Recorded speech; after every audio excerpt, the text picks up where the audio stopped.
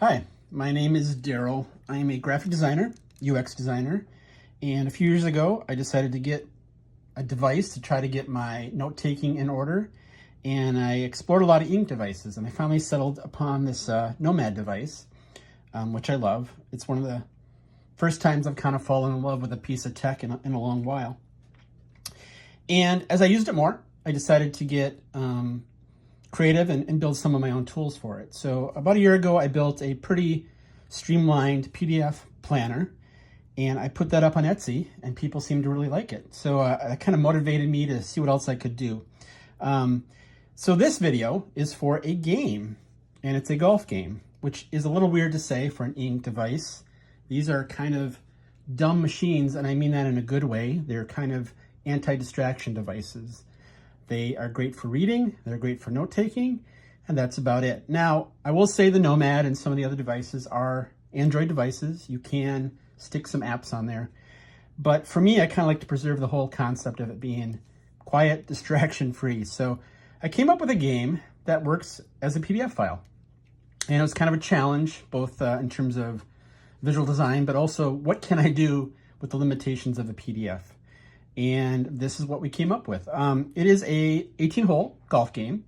There are 3 versions of it and basically 3 different golf courses. So if you like one of them, there's 2 more you can get if you want to play through all of them. I'll go on a quick tour of this. I'm not going to go through the whole game, but I'm going to give you a quick overview of how it works. And if it's something you like, I'll add a link down in the description so you can go check it out on Etsy. This is the cover for the game. Each course will have its own little logo and a course name. This is Cedar Grove. Continue on to the intro. This screen here is mainly just to help get the contrast set up. You want to make sure your device is showing you all these colors just to make it a little easier to read everything. And then I have several pages of instructions here that you can certainly read through. I'm not going to go through them in detail on this video, but hopefully there's enough information here to get you started if you want to skip the video. There's a couple different ways to play it in terms of easy versus hard, that kind of thing that you can go through here with. I will talk briefly about the basic mechanics of the game. It's a grid-based game. I'm sure you're familiar with grid-based games. And you can move in up to 12 directions. You can move in the direction of each of the hex borders, but you can also move in the direction of each of the hex corners.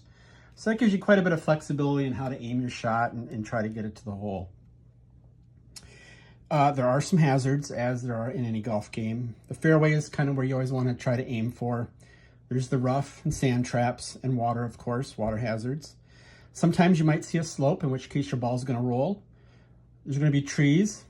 Of course, on some of the other courses, you might have other plants. But in this course, it's going to be trees that can get in the way. Bridges that can also get in the way if your ball lands on there.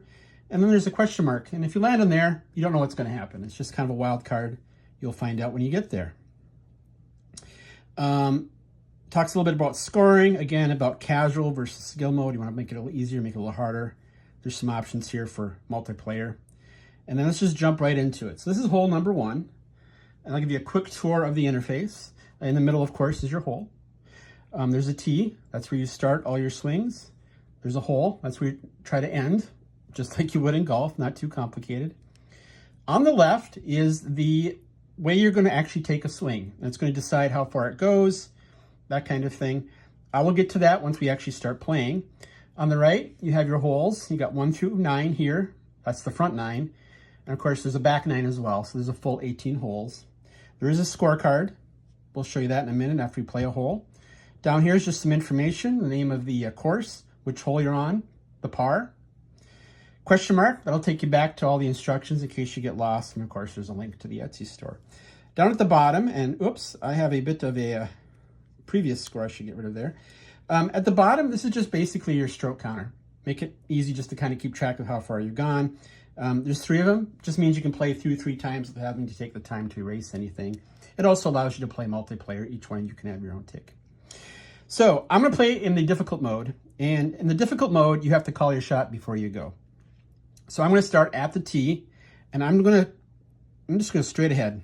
So I'm going to put a little dot there in the corner of that hex, meaning I'm going to go straight up, and I'm going to take a swing. Now, I'm in the fairway, so I'm going to use a driver. You'll see up here that a driver tends to get you 6 to 8 spaces, but there's a +2 there, which means sometimes you might get a lucky shot. It might go a bit further. So to take a swing, you simply take your finger or your thumb and you just push on the thumbprint.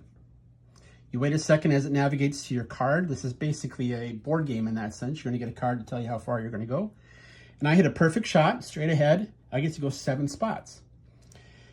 There is navigation on the right to take you back to the hole. So you can tap on 1 to go back.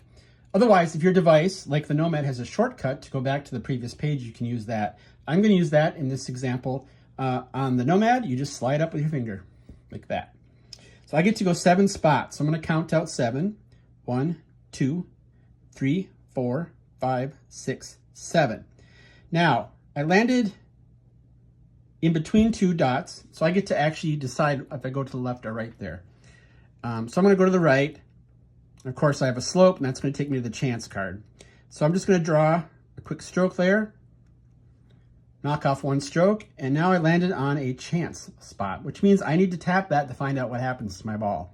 So I'm just going to tap on that with my finger, and a gopher stole my ball. So I have to add an extra stroke before I continue the game. So that's a bummer, basically a penalty stroke. So okay, I'm ready to take my second swing. I'm going to chance it. I'm going to try to go right through that tree there, or in my case, I'm going to try to go over it. And I'm on the fairway still, so I can still use my fairway, my driver. I'm going to go ahead and click that. I get to go 8 this time. That's a nice distance. Again, I'm going to go back to the hole. Now, the catch is there's a tree in the way. So I'm going to get to go 8, hopefully total, but before I do, I have to stop at that tree to find out what happens. So I'm going to go 1, 2, then I got to tap on the tree to find out what happens there. I hit a limb. I get to bounce forward 2 spaces beyond the tree. So I don't get to go my full 8. I hit the tree, took a short bounce. So I get to go 1, 2, 3, 4. So that's my third swing. I think I'm going to go straight ahead, heading north. And I'm going to get it up here. Try not to get into the trap, but try to get on the green up here. I'm going to go with the driver again. See what happens this time. 10. So I'm getting pretty lucky here. As you'll notice, I've taken a lot of perfect swings. There are times where you might hook it. You might, flub the shot, but so far I've been lucky here. So I'm going to go 10. 1, 2, 3, 4, 5, 6, 7, 8, 9. And look at that. I'm in the trap. Not where I wanted to be, but what are you going to do? So I have to go 2 here. I'm in the trap. So if you're in the trap, I have to use the wedge because you'll notice down here, if you're in the bunker, that's the only club that allows you to hit out of a bunker. And you'll notice there's a -2 there, which basically just means the wedge will typically get me to 3 or 4 spaces if you're on the fairway. If you're on the rough, it's not going to go quite as far. So you might get to 2 to 3. And of course, if you're in the bunker, it's going to be like 2 less. You're going to get 1 to 2 shots. If I'm lucky, I'll get a 2 here, and I'll sink the hole. We'll see what happens. And I got a 2. So happy about that. I'm in the hole.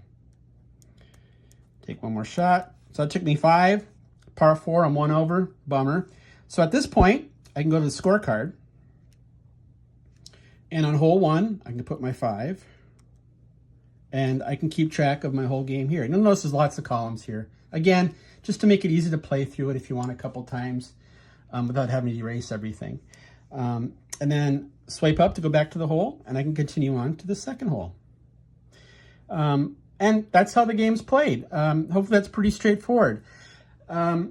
It's not meant to be a strategic game. It's not an action game. It's the kind of game, if you're sitting on an airplane for an hour and you're just tired of reading and you want to just have some calm, pass the time kind of game, this is what you might want to grab. Again, I have 3 different course themes. This is the, I guess you could call it the standard theme. There's a desert theme where it's more of a desert course.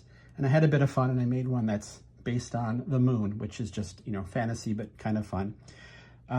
Thanks for watching the video.